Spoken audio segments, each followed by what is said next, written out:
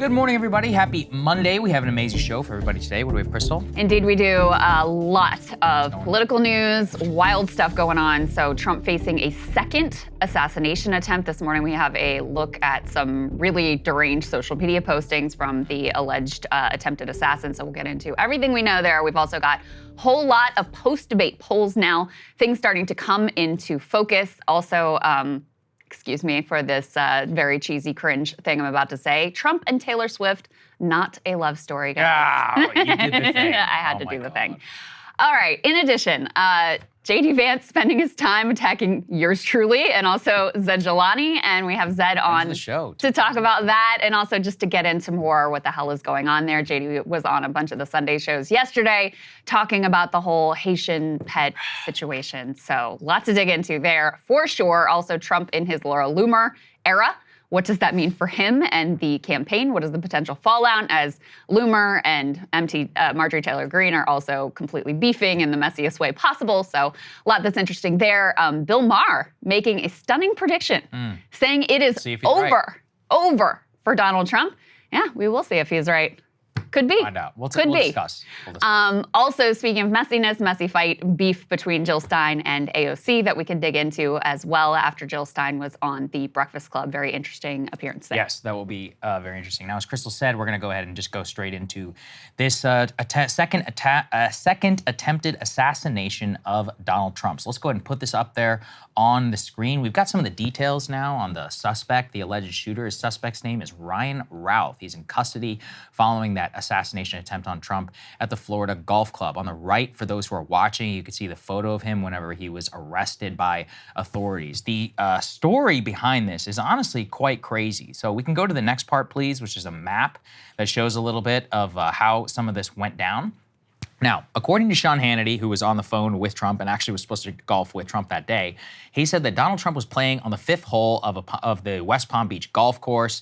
It is the, quote, long par in the northeastern corner. So for those who are looking, the green is about 50 yards from South Congress Avenue. The 6th tee box is right at the end of the road. You could see exactly on the map where all of this went down. Now, the alleged way that this all happened is that Donald Trump was golfing. The Secret Service agents were scouting a couple of holes ahead of him. During that scouting, one agent spotted a man with a long gun, which has now been confirmed to be an AK-47 in a so-called nest where there were 2 bags and a long rifle that were found. The agents began firing at him. So at no point, according to the official narrative, there any shots squeezed off by Ryan Routh. Dropped his weapon, or I guess leaned it up against the fence, ran away, so the Secret Service agents did not hit him. He was able to get into his car. A nearby bystander actually was able to take a photo of Routh's car and his license plate, which allowed police to zero in on the type of vehicle they were searching for. He was actually able to exit the county before he was then arrested by sheriff's deputies. So that is the official of what we've got. We actually have here some of the sound of the sheriff kind of breaking some of this down. Sheriff Rick Bradshaw giving a press conference following by a Secret Service investigation. Let's take a listen. 1:30 this afternoon, call came out, shots fired. That was called in by the Secret Service. Because we're in constant contact with them all the time, we were notified of that, and we had units here that immediately sealed off the area. Fortunately, we were able to locate a witness that came to us and said, hey, I saw the guy running out of the bushes. He jumped into a black Nissan, and I took a picture of the vehicle and the tag, which was great. So we had that information. Our real-time crime center put it out to the license plate readers. And we were able to get a hit on that vehicle on I-95 as it was headed into Martin County. We got a hold of Martin County Sheriff's Office, alerted them, and they spotted the vehicle and pulled it over and detained the guy. After that, we took the witness that witnessed the incident, flew him up there, and he identified as the person that he saw running out of the bushes and jumped into the car. Now, in the bushes where this guy was is an AK-47 style rifle with a scope, 2 backpacks which were hung on the fence that had ceramic tile in them, and a GoPro, which he was going to take pictures of. They have an agent that jumps one hole ahead of time to where the president was at. And he was able to spot this rifle barrel sticking out of the fence and immediately engage that individual, at which time the individual took off. So that's what we got right now, Krystal. Now, social media has now come out about Mr. Ryan Routh, and let's just say he's a bit of a lunatic. But I will say he's a lunatic who spent quite a long time in Ukraine recently. Seems to have made it his life's cause to support the Ukrainian military. He appointed himself the head of the International Volunteer Office. He was quoted by the New York Times and by Semaphore. He allegedly met here in Washington with members of Congress, the U.S. Helsinki Commission, which directs military resources to Ukraine. I mean, you know, it's certainly something. His social media, he's got self-published books and others. Members of the Ukrainian International Legion have actually come out previously to this and said he was a lunatic. They had nothing to do with them. But at the very least, you know, he had claimed to have had multiple meetings with the U.S. Defense Ministry, shuttling back and forth between there. So he's a troubled individual. And nobody who wants to shoot the president is like a normal person. So let's just say that. But you know, it's like, clearly, there was something enough going on that he was found credible enough to be quoted by these U.S. news agencies. It also does, you know, raise a real question here about the U.S. Secret Service. So you could view it two ways. You're like, well, they had a person who was ahead of him, and he saw the gun and he shot at him. The other thing is, well, should he really have been on the golf course at all? And the sheriff does get to that, but before we get to the sheriff, do you want to weigh in on any of this? Yeah, I'll get to Ryan Routh in a bit because we're going to show some of the social media postings, et cetera. We can, you know, do our best to dig into the psyche of a clearly deranged individual, but there will be, of course, a lot more questions for the Secret Service here. It appears that he came within some 500 yards, which we are about to show the clip. You know, that is a further distance than the last guy, and this one didn't get any shots off. So Secret Service clearly did a better job in this instance. But there still will obviously be questions of how you could have even this close of a call. In addition, Congress just completed a report on the manifest security failures of the Secret Service with regard to the attempted assassination, the previous one in Butler, where obviously, you know, the president came within a quarter inch of losing his life there on a stage in front of rally-goers, and one of the rally-goers did lose his life, was murdered there because of those incredible failures.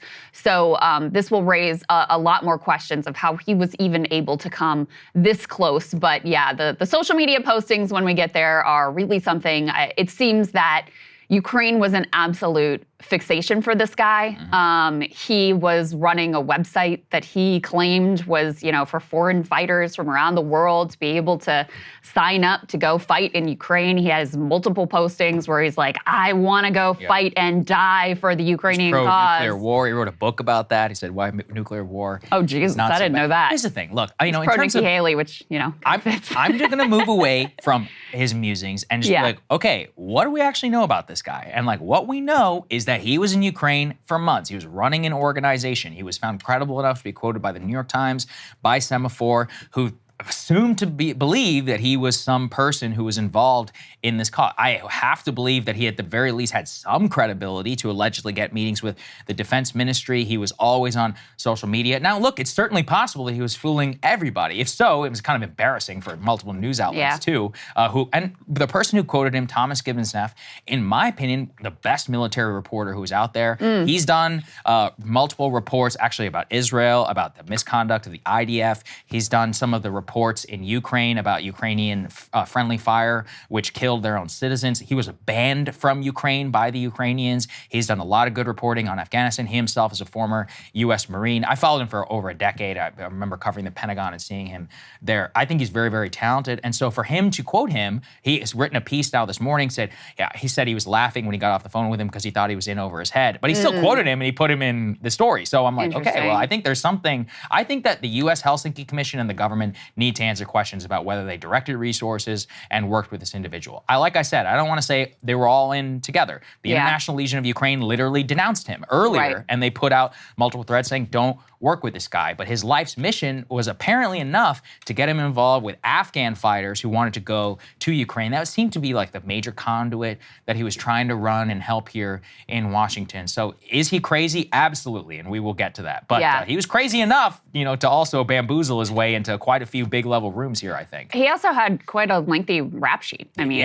in addition, he, in 2002, he was charged with having a weapon of mass destruction because he had a fully automatic AK-47. He had AK-47 in this instance as well. So I also have a lot of questions about how he obtained this weapon, whether it was lawful. To me, it seems insane that someone with this previous charge and he had like barricaded himself in somewhere. It was like a wild scene. 2002, he had, it was like a fleeing the cop situation. He barricaded himself in 2002 and he was arrested. He was actually charged with weapons of mass destruction charge in North Carolina. He had multiple traffic violations. And his son was like, as far as I know, he's only ever been arrested for traffic violation. I'm like, all right, bro. He also barricaded himself in a room with a an fully automatic AK-47. That's not a traffic violation. I mean, to me, it's insane that someone who has that on to me, once you have that on your record, that's it. You're I'd done. have to check the law. Well, it depends where he bought it, too. It depends. I mean, this could also be a failure of a background check system. Could be. So yeah, that happens, too. It could be too. that's happened multiple times. There was a shooting back in, I'm forgetting exactly. I think it was somewhere in Texas. It was a church, and the person never should have been able to legally obtain a weapon. It was actually a huge failure of the background check system. So that actually could be interesting if he legally obtained it. If he legally obtained it as well, what the tie-in, who the funding was for this person. Doesn't appear to have a job. I mean, that's kind of the weird thing about this man. He's just flitting about, living on the beach in Hawaii, at one point bragging about skimpy girls in bikinis around him from text messages that I reviewed, but then also appears to have had at least some funds to be able to travel back and forth to Ukraine, to Washington, multiple photos of here in D.C. in a suit and tie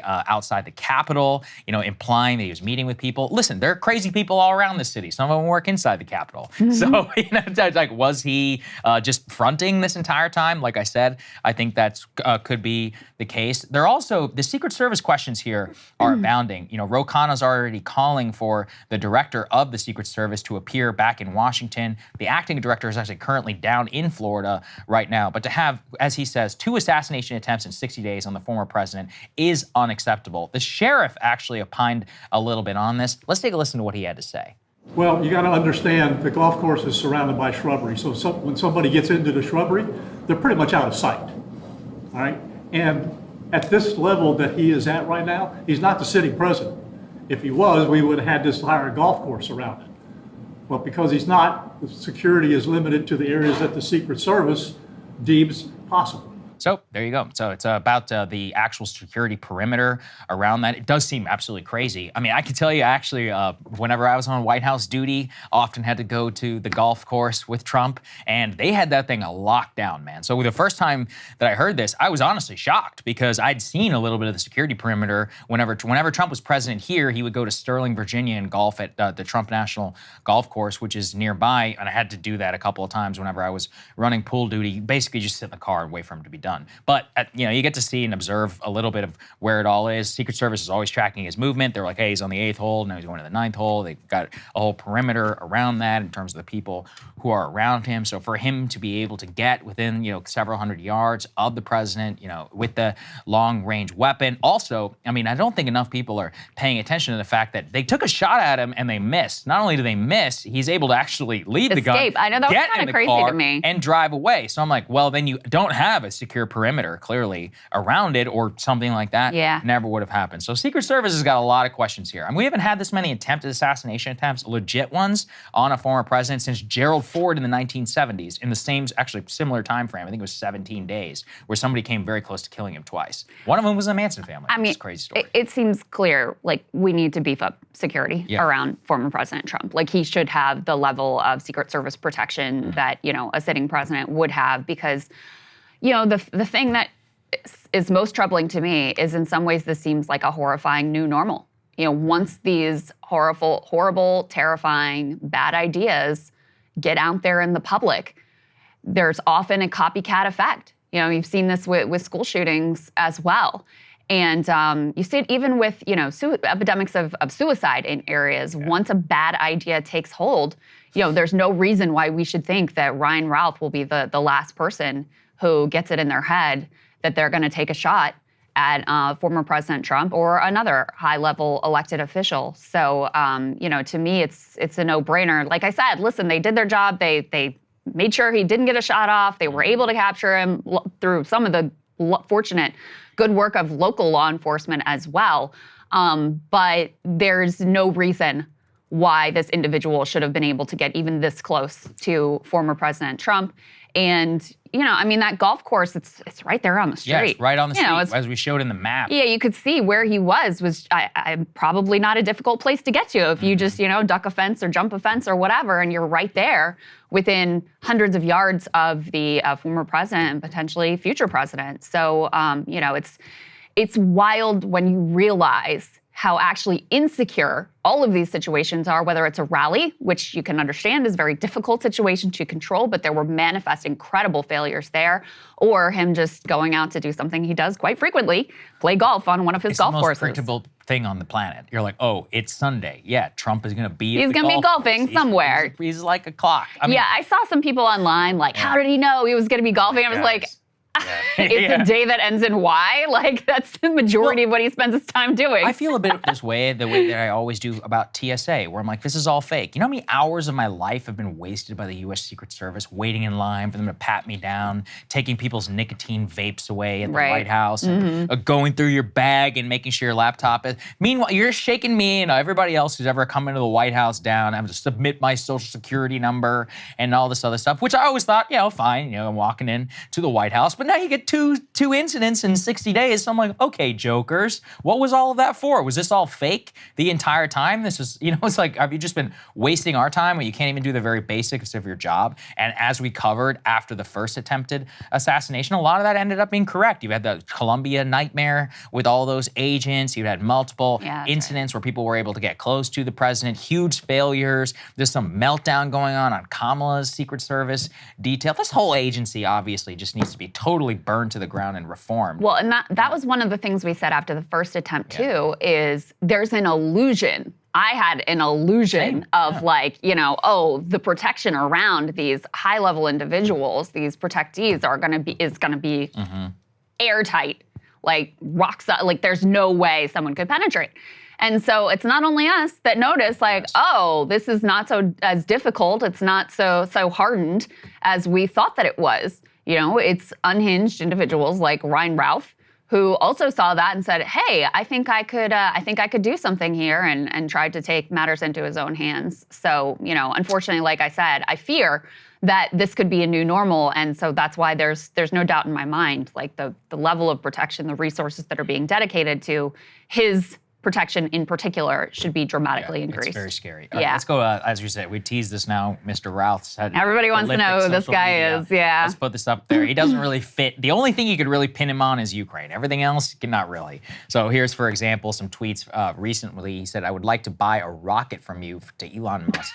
I wish to load it with a warhead for Putin's Black Sea mansion bunker. Can you give me a price? It can be old and used as not returning. Lists his phone number and aid.inukraine@gmail.com. He also asked Elton John if he would do a tribute song to Ukraine. He also wanted one from Dave Matthews Band and several other artists. Let's also put the next one, please, up on the screen. This is a funny summary. Ryan Ralph voted for Trump, donated to Tulsi Gabbard, Andrew Yang, Tom Steyer, Beto, Elizabeth Warren, and has tweets that like this, yearning for a Nikki Haley Vivek Ramaswamy ticket, which is to say it's a bit hard to put him in a convenient little box. Certainly funny because you're like, really, Vivek? He was the only person who was even somewhat consistent about Ukraine. Yeah, that was interesting. The Nikki Haley part makes sense. Yeah, the Nikki Haley thing totally tracks. But Vivek, I'm like, what? I'm like, did you ever listen to the guy? As usual, do not expect ideological cohesion and reason from somebody who tries to kill the president. Wow. Plenty of average voters have voting histories and interests that look like this too. So if this was a crime, a lot of people would be guilty. Finally, we actually have some words from Ryan himself. He sat down with Newsweek for an interview, I think it was about 2 years ago or so, inside of Ukraine, talking about why he supports the cause. Let's take a listen. Please tell me who you are and why are you here? 56 from the U.S., from North Carolina originally, so I live in Hawaii now, so flew all the way from Hawaii here. So the question as far as why I'm here, to me, you know, a lot of the other conflicts are gray, but this conflict is definitely black and white. This is about good versus evil. This is a storybook, you know, any movie we've ever watched, this is definitely evil against good. I mean, we're battling a situation here where, you know, the Ukrainians and the rest of the world are caring and kind and generous and unselfish and take care of one another. And it's just a matter of, you know, we need to stand up for that. That is the most important thing in the world, is just to show human beings that we're kind and we're caring and that we take care of one another and that the world is united. And some sort of coherence there. Keep it together. He was doing a lot of interviews. The YouTuber actually ran into him on the street, it appears, whenever he was trying to recruit people. He's like, I'm looking for people who want to tear down the system. I'm looking for mercenaries. So, you know, clearly he had something going on within him. Like I said, I mean, my main question here is, I'm like, hey, did any members of Congress meet with this guy? I'm like, Ukrainian Armed Forces, to what involvement did you have with Ryan Routh and this gentleman? Is there a grand conspiracy? I'm not saying that, but I mean, at the very least, it revealed something to me about the Ukrainian cause. And also, I've been speaking with others. A lot of people don't, with all war zones, all, you know, crazy, chaotic situations, weirdos flock to them. Anybody in America who just picks up arms to go fight for free in Ukraine, there ain't something altogether going on there. And, you know, there's something that clearly was involved here for them, too. Shows their desperation for who they're willing to work with. And it's also like people who have a fixation on being at the center of history. Totally. You know what I mean? Yeah, absolutely. There's a lot of people like that. Yeah, there are a lot of people like that, and they, you know, flock to conflicts like this one or like others to try to, you know, live out whatever grand narrative idea they're trying to live out. By the way, for people who are just listening and not watching, in that video he has his hair dyed. Yeah, dyed red, white. Half blue and half yellow, Ukrainian yellow. I thought it was an American thing. Well, he has an American T-shirt on, Okay, and then the hair is dyed Ukrainian yellow and blue, just to show you, you know, the level of commitment he had to this cause. I don't know. The thing I was thinking about is how easy it is to like trick the news media. I can't even really blame them. Like, you know, you set up a website. You set up an email address at ukraineaid.com or whatever, and you get a couple people. If you can get one person to quote you as a credible source, then most outlets that come after that are just going to look at, oh, Semaphore quoted him. Newsweek interviewed him. This must be legit. And like I said, I mean, it takes, given the number of quotes they have to amass and churn out their pieces, like it makes sense. You just go like, oh, well, so-and-so over at Semaphore, the reporter you talked about, he took him seriously and he's a credible guy. Like, all right, if he takes him seriously, then I'm gonna take him seriously. And next thing you know, he's built up this profile as if he's this like credible individual on the Ukrainian cause. But he also could have been a credible individual in the Ukrainian cause. I mean, you know, I mean, that's the thing I want to know. Did they meet with him? Did they funnel any resources to him? Not just Ukraine, the U.S. I'm probably more interested in that, because what we have been hearing for over 2 years is that every possible variation of grifter, of arms dealer, of sketchy individual is that there is a ton of money to be made in Ukraine, and that it's a totally buyer's market. And if you look at some of the people, like we've covered the arms dealer in the past, the guy who bought a yacht, who is criminally not even allowed to be in arms sales, but he's printing money off of Ukraine. Malcolm Nance, was quoted in the same story about stolen valor that Ryan Routh was in Thomas Gibbons Neff. So there's a lot of crazy folks, a lot of them U.S. citizens who are involved in this. And that's one thing. It's fine to be crazy. It's another when you put guns in their hand. Now, according to the stuff that I've seen so far, it does not appear that he did actually fight for the Ukrainian cause.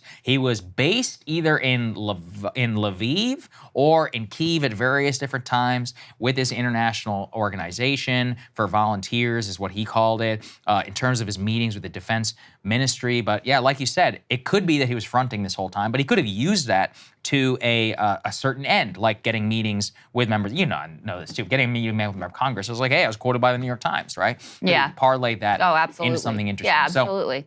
Yeah, anyway, I'm interested in the FBI investigation. Not that they'll ever tell us anything. I guess, at least in this case, they took him alive. So hopefully he'll have to go to trial, or at some point, there will be a plea bargain or some, files released through the judicial system to learn a little bit about this. Some questions about the gun that he obtained, his own travel back and forth from Ukraine. But there was some weird stuff, in his past. What? That's I was joking. He's actually a good point, though. If that is actually a good point. Yeah. The fact that they took him alive is the best sign that there's no grand conspiracy Oh, here. fair enough. Right. Well, they took Oswald alive too, and they killed Yeah, him but a that couple didn't days later, last. so Didn't last. well, we'll see. It's only 24 hours in, right? Everybody keep Dark. watching TV. Very dark. Let's see what happens to this gentleman. Hey, if you like that video, hit the like button or leave a comment below. It really helps get the show to more people. And if you'd like to get the full show ad-free and in your inbox every morning, you can sign up at breakingpoints.com. That's right. Get the full show. Help support the future of independent media at breakingpoints.com.